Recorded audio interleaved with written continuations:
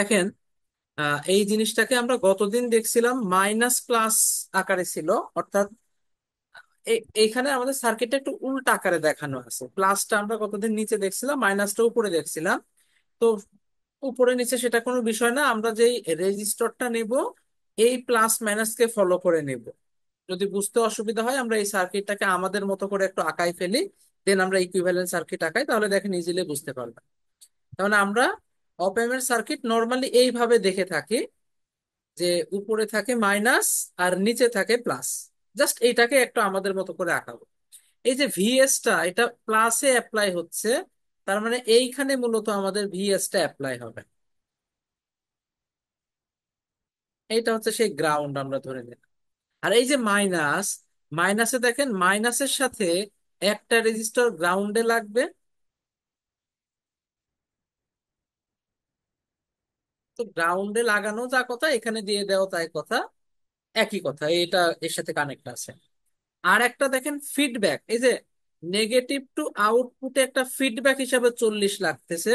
সেই ফিডব্যাকটাকে আমরা এইভাবে আঁকাইতে পারি, দেখেন ঠিক গতকালকের মতোই কিন্তু সার্কিটটা হয়ে যাচ্ছে। এই যে এই আউটপুট, এটা সেই ফিডব্যাক, এটা হচ্ছে 40 কে, আর এটা হচ্ছে এই যে 5 কে।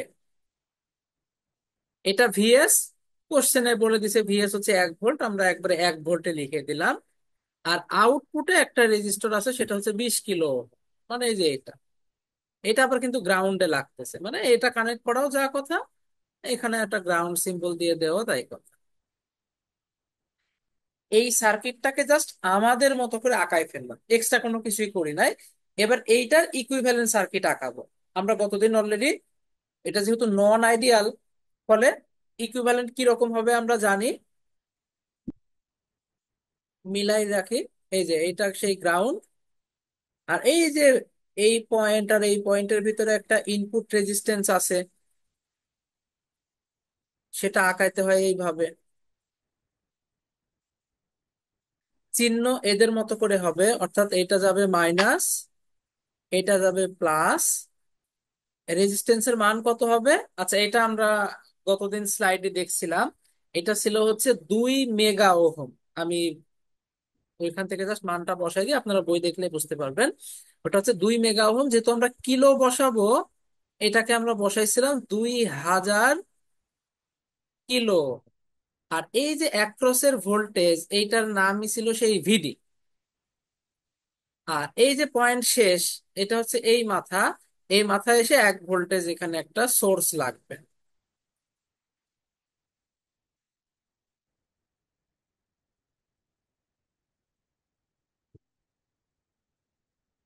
ওকে, এবার এই যে এই মাথা, এটা হচ্ছে এই যে এটা, এখানে এসে একটা 40 কিলো ওহমের রেজিস্টর লাগবে। বাস, কোনটা? এই যে এটা। আর আমরা জানি যে এটা আউটপুটে, আউটপুটে কি একটা ডিপেন্ডেন্ট সোর্স থাকে। আচ্ছা, এটাকে আর একটু দূরে সরাই আঁকি, তাহলে আমাদের আঁকানোটা সুবিধাজনক হবে। এইটা ধরলাম সে আউটপুট। আউটপুটের এখানে কিরকম সার্কিট থাকে? আউটপুট রেজিস্ট্যান্স যেটা 50 ওহম ছিল, আমরা ওইটাকে 0.05 কিলো ওহম বানাই নিয়েছিলাম। আর আরেকটা ডিপেন্ডেন্ট সোর্স ছিল,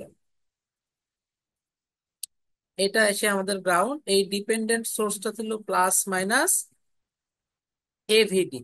এর মান ছিল 2 × 10⁵। তার মানে এই জিনিসটার ভ্যালু দাঁড়াচ্ছিল 2 × 10⁵ ভিডি।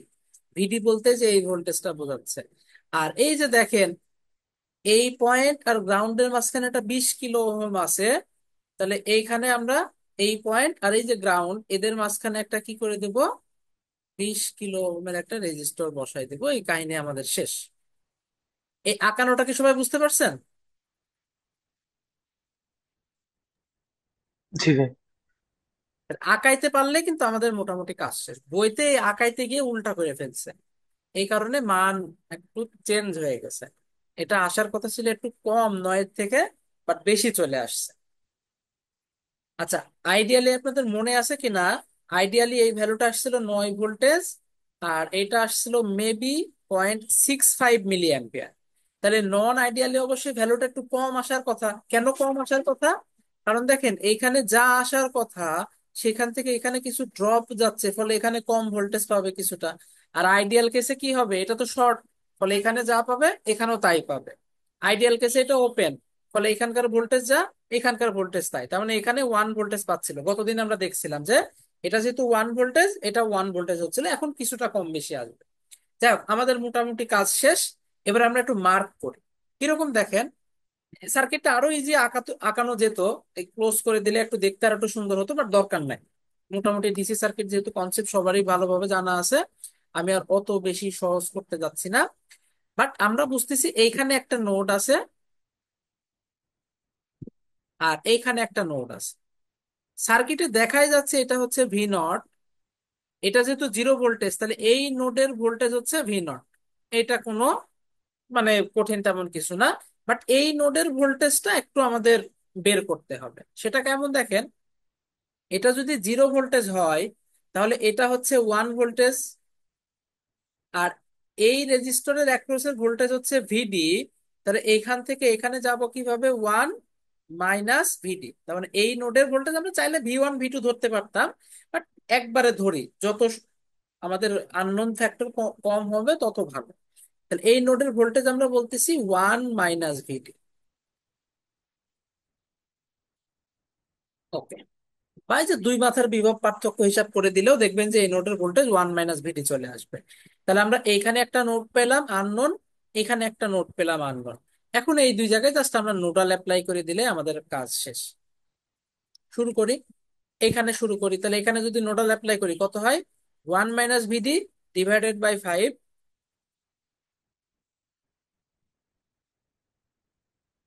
প্লাস, এই যে বোঝাই যাচ্ছে 1 - ভিডি -1 ডিভাইডেড বাই এত। তো 1 - ভিডি -1 করলে কত, এক এক কাটাকাটি হয়ে যায়, থাকে হচ্ছে -VD divided by 2000, plus 1 - VD -V not divided by 40।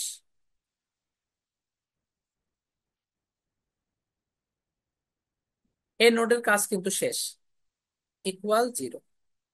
একটু সাজাই ফেলি আমাদের মতো করে।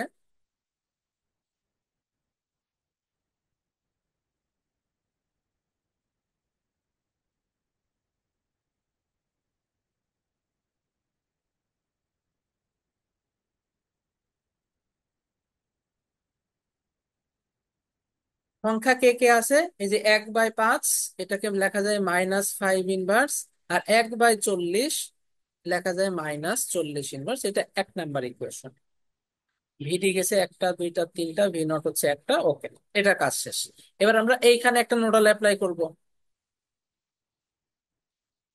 এখানে যদি নোডাল অ্যাপ্লাই করি কত হয়, ভি নট মাইনাস এই জিনিসটা ডিভাইডেড বাই 40,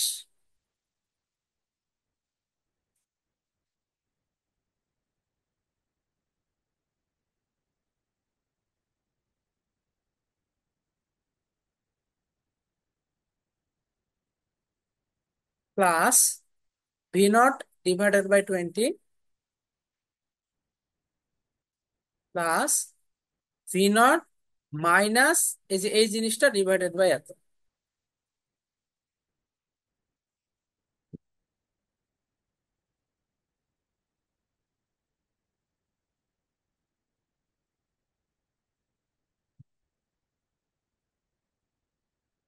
এখন এটাকে একটু সুন্দর করে সাজাতে হবে।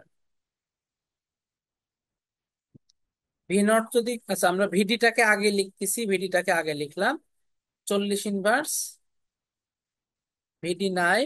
এইখানে ভিডিটা একটু খেয়াল করেন, এই যে এত ডিভাইডেড বাই এত, তো ঝামেলা করবে, এই জন্য আগেই ক্যালকুলেটার ওইটা আমরা একটু শর্ট করে ফেলি। 2 × 10⁵ ডিভাইডেড বাই 0.05। 1 2 3 4 5 6, ছয়টা মানে 4 × 10⁶। ভিডির কাজ শেষ, এবার থাকতেছে ভি নট। ভি নট কত, 40 ইনভার্স 20 ইনভার্স, আর এই যে 0.05 ইনভার্স। সংখ্যা কত আছে, শুধুমাত্র এই যে এই একটা।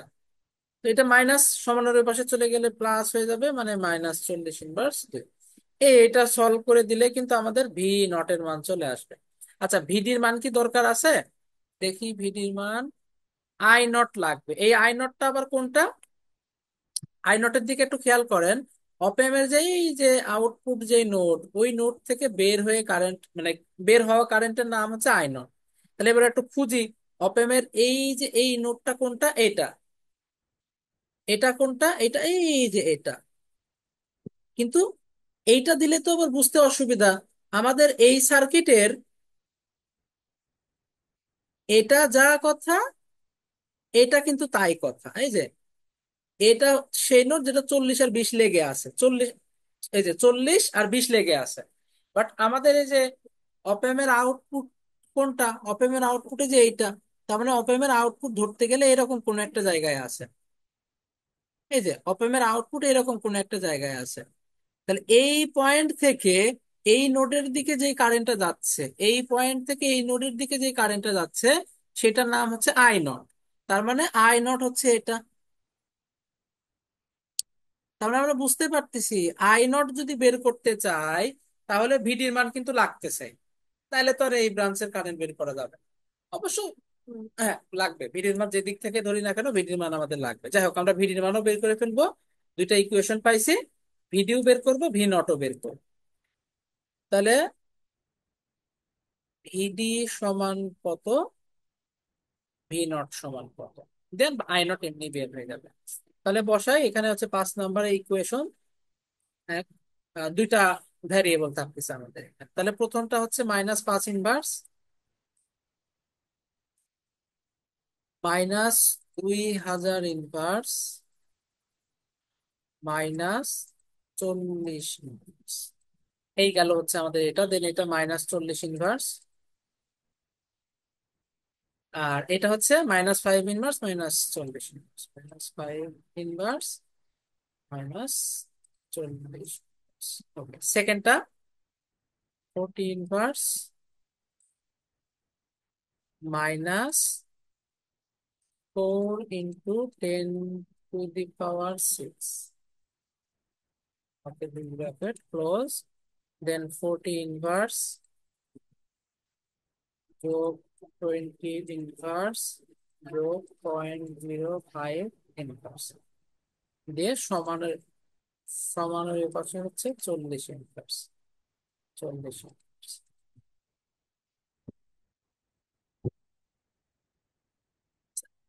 ওয়াইটা হচ্ছে ভি নটের ভ্যালু সেকেন্ডটা। আর ভিডির ভ্যালু হচ্ছে 4.51605 দিলাম। 4.51605 ইন্টু 10⁻⁻5।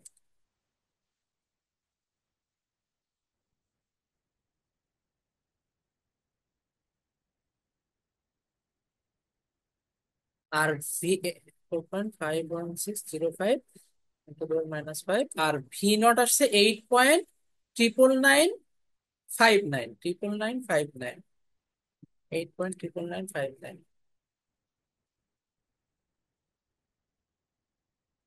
যেটা বইতে যে একটু ভুল আসছে, ওই সাইন উল্টা করার কারণে ভ্যালুটা একটু উল্টা চলে আসছে। যাই হোক, আমাদের যেটা সঠিক আসছে এটাই আমরা ইউজ করব। ভি নটের ভ্যালু পেলাম। তাহলে ভি নট বাই ভিএস কত হবে? ভিএস এর মান কিন্তু 1 ভোল্টেজ। তাহলে এইটাই হবে ভি নট বাই ভিএস এর ভ্যালু, 8.99959। আই নটের ভ্যালু কত হবে? আই নট খেয়াল করেন, এই ভ্যালু -V0/0.05, মানে 2 × 10⁵ ইন্টু ভিডি 4.51605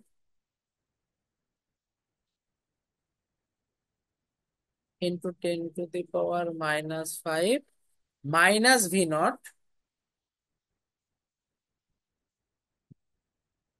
বাই ওই 0.05। যা আসে সেটাই হচ্ছে আমাদের অ্যান্সার। অবশ্যই মিলি অ্যাম্পিয়ার হবে। যাই হোক, তাহলে এটা আসছে 2 × 10⁻⁵। আচ্ছা, 10⁻⁵ না দেয়, কারণ এই যে কাটাকাটি হয়ে যাচ্ছে। 2 × 4.51605 মাইনাস 0.1235 ডিভাইডেড বাই 0.05, তাহলে 0.6502 মিলি অ্যাম্পিয়ার।